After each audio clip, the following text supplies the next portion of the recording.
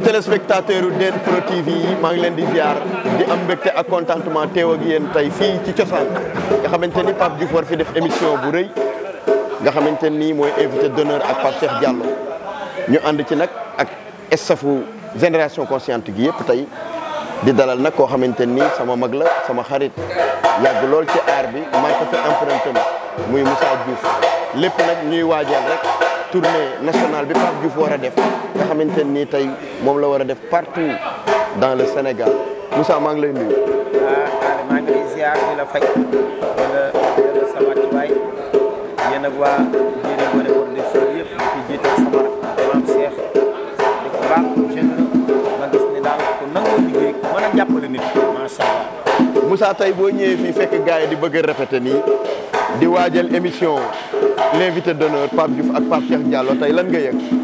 waaw loolu moom lu rafet lay doon ndax Pape fa tabaarakallaahu macha allah ba ma nekkee ci moom ba nëgë ni fa tabaarakallaahu di fi émission mu neex di fi soirée mu neex di fi concert mu neex rawatina nag mu ànd ko Jéeri Ngoné Cheikh nag day yor xam naa ne yor na daal ba jàppoon tey daal la tey boo bëggee dégg dëgg. man li ma jaaxal mooy tey jii boo xoolee ni nga ko waxee day yoot waaye nag man balaa du ma sore ak yow waaye olof Njaay nee na saxaar bu jubee gaar day corné lan nga nuy may.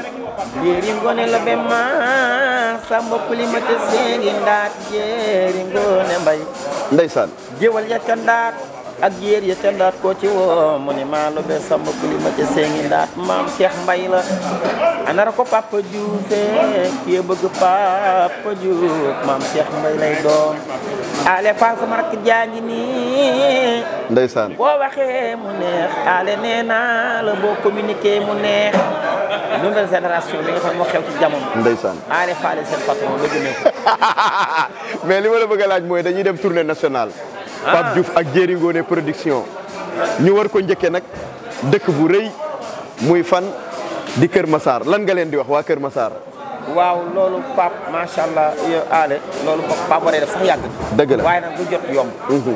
te fa tabaarakallaahu loolu dafa rafet wër Sénégal ah concert yi ngay may Ndakaaru mu am partout dans le monde am Ndar am Louga am Thiès am Fatick am Tamba am Kaolack dëkkee ko Kër Massar.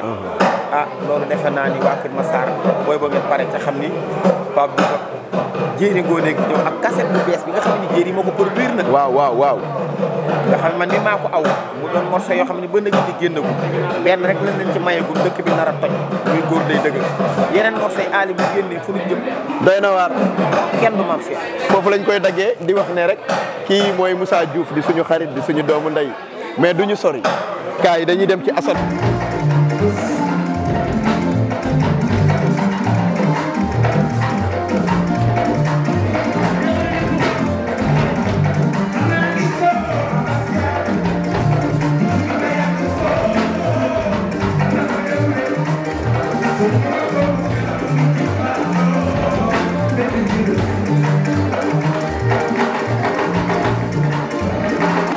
Moussa Diouf ñu ngi koy gërëm di ko sant di wax ne rek moom sunu mag la di suñu xarit waaye buñ jógee ci Moussa Diouf dañuy ñëw ci koo xamante ni rakku Pape Diouf la di genn wàllam di doomam di léppam dëgg la nga xamante ni tey mën naa ni bi mu nekkee à l'âge de 7 ans 8 ans lañ ko indi ci Pape Diouf je touche du bois ba tey ci suba dara mosul ñaaw muy Moussa muy sama xarit Assane Faye mi toog waaw di doomi géwal nag bu mag Assane maa ngi lay nuyu. waaw maa ngi lay nuyu Aliou Fall maa ngi lay fay. Assane mbaam nga jàmm. am naa jàmm mbaam nga jàmm. Assane ñu ñëw cosaan tey di def benn émission boo xamante ni moom la ñu war a tourner ak Pape Diouf tey gars yi yëpp toog engouement bi lan nga yëg. waaw mais lii xam nga ne lu yàgg dëgg la lii dina la bu leen xam nga ne ku gis lii xam ne ñu ngi waajal trop seytaan dëgg la ak kan Jéeri Ngoné du yomb man seet nday nga xamante ne nii daa bëgg Pape tamit jeex tax seen tubaab yéene Pape te Pape xam nga mooy sama papa. wallaay dëgg moom xam nga bu ko yéene rek moom damay man ngeen ne yaa moom. dëgg la moom laa am. dëgg la bëgg naa la. dëgg la parce que Serigne Touba Mbacké. dëgg la ñu jëm nag. ñu jëm ci tournée Sénégal bu rëy mais fi ñuy njëkkee mooy Rufisque kii Kër Massar. moom la ñuy njëkkee le 26 février. incha allah lan ngay wax ci loolu ak looy wax waa Kër Massar. waaw dama ne waa Kër Massar dama ne damaa bëgg na ngeen pare Kër Massar ak lu ko wër Mbaaw Fass Mbaaw Petit Mbaaw Grand Mbaaw damaa bëgg yéen ñëpp ngeen pare ndax Pape Diouf mi ngi ñëw ak génération consciente indi leen lu bees tàq indi leen lu teng waaw barke Serigne Touba Mbacke du yomb na te dina mel ni dëx ni taatu mbote ndeysaan na mu noon Pape te na mu noon lépp ndeysaan ñi ngi ñëw nag waa Kër Massar teral leen incha allah le 26 du yomb jërëjëf incha allah jërëjëf moom laay njëkkee Demba maa ngi lay nuyu grand maa ngi lay fay Demba tey ñu ñëw fii Papa Diouf am invitation invité d'honneur ak Pape Cheikh Diallo yaakaar naa ni ñun ñëpp ñu daje fi mu nekk engouement bu neex loolu lan nga siy wax. waaw mais dañuy def comme fañ daan jaar rek. Pape moom mën naa ne.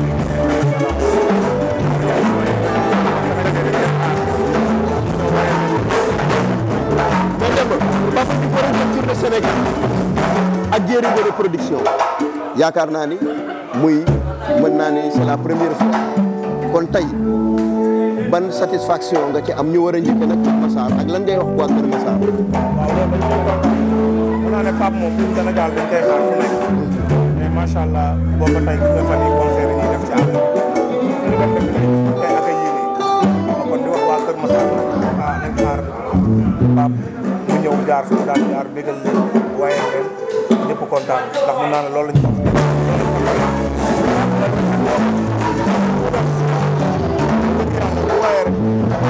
dëgg la bu mu fay fekk ñëpp apprécier. dëgg la waaw kon nag waa Kër Massar xaar bés du yomb.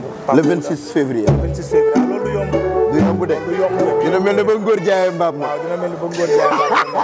ndax c'est le baax yi kii gañ. waaw c'est le baax yi kii gañ te waa Kër Massar ñoo mën. ngay taaw na ñëpp a génn. kon ndax pare naa ko de. kon jeex na. Kër Massar dina yëngu de. kon waa Kër Massar dégg ngeen Baye Demba li mu wax. nee na pare na. kon nag ñu ngi leen di wax ne kon la ñëpp pare takku naa na Kër Massar pare na ndax man Baye Demba seen pare naa dinañ fërëral dinañ puyat dinañ séance ca Kër Massar. kon mat na jaajëf.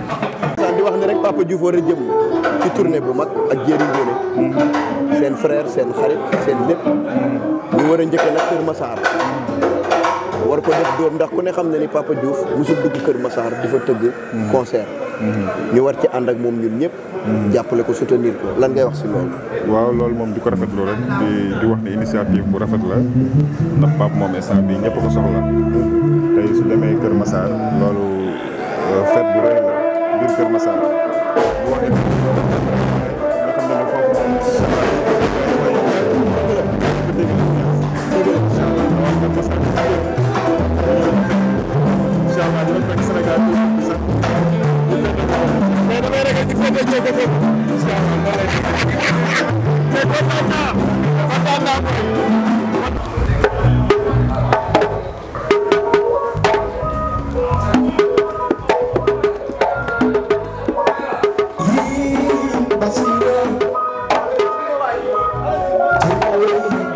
mbokk yi ñu ngi toog ak Liss Niang ba léegi nga xamante ni kenn du ko naatable ci génération consciente Liss ñu ngi lay nuyu.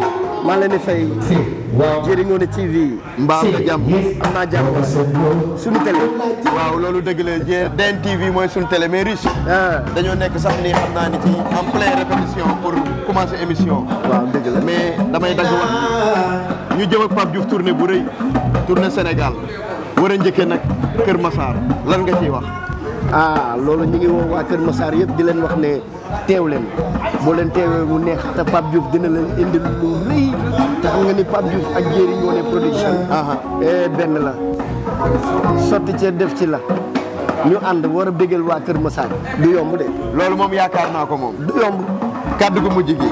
pare leen man pare naa yéen a ngi ci biir. kon jeex na mayaat ñu.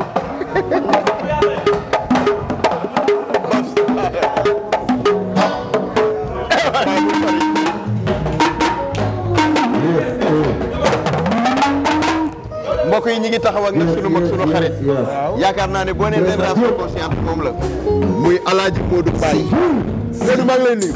damay rek ñu waxee leen kontaan ci yow nag xam ne lii nga ma déggal sa micro bi nag yéen la doon ba nekk micro door ci say loxo amiin yaa rabbal aalamiin grand ñu ci tournée bu mag tournée Sénégal ak Pape Diouf waaye ku ne xam na ni Kër Massar la ñuy njëkkee le 26 février lan ngay wax ci loolu ak looy wax waa Kër Massar waaw le 26 boobu nag ñu ngi wax waa Kër Massar ñu xaar ñu nag ñoo ngi ñëw lu bees tàq loo xamante ne dajeeguñu ko ànd ko ak Pape Diouf ñoo ko bàyyi Samba bii rakat bi Mame Cheikh Mbaye ñu ngi jëm si nag Kër Massar boobu lu bees tàq lañ leen di indi loo xamante ne dajeeguñu ko ci ba ngeen nag ndeysaan ak Serigne Touba xaar leen mu nag ndeysaan man en tout cas foog naa damay ba pare naa leen ko tourné nag damay xaar ma foofu kontaan nañu grand jaajëf tey ban satisfaction nga ci am.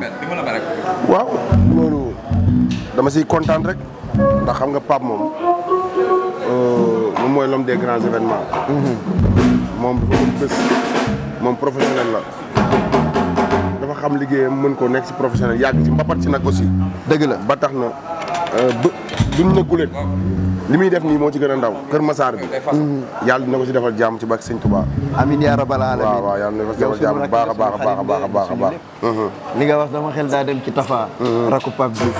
waxee bu ne loolu du ne bu lee ndeysaan muy ne bu baax mooy maa ngi koy nuyu Massar di wax ne yéen waa Kër Massar dafa fekk ngeen pare ndax ni naana am na yenn surprise yu war a am kilifa la di sama mag di sama xarit muy le grand PDG Pape Demba di papay groupe bi grand maa ngi lay nuyu maa ngi lay fay di la jox ci waay kontaan ci si gis la lool fii parce que yow àdduna bi di continuer seetaan di la déglu parce que nit ko xam moo neex a nekkal mais nit ko xamul damay tànnee doomu aadama mais yow bu dee musique macha allah yàlla may na bu dee làmb ko naa ne maa ngi lay def di la fay yaa ñu ñëw fii ci invitation boo xam ne ma seet yàlla boo ko tey li nga xamante ne nii mooy Papa Diouf ci invité d'honneur ñu war a ànd ak Papa Diouf nag tournée Sénégal war a njëkkee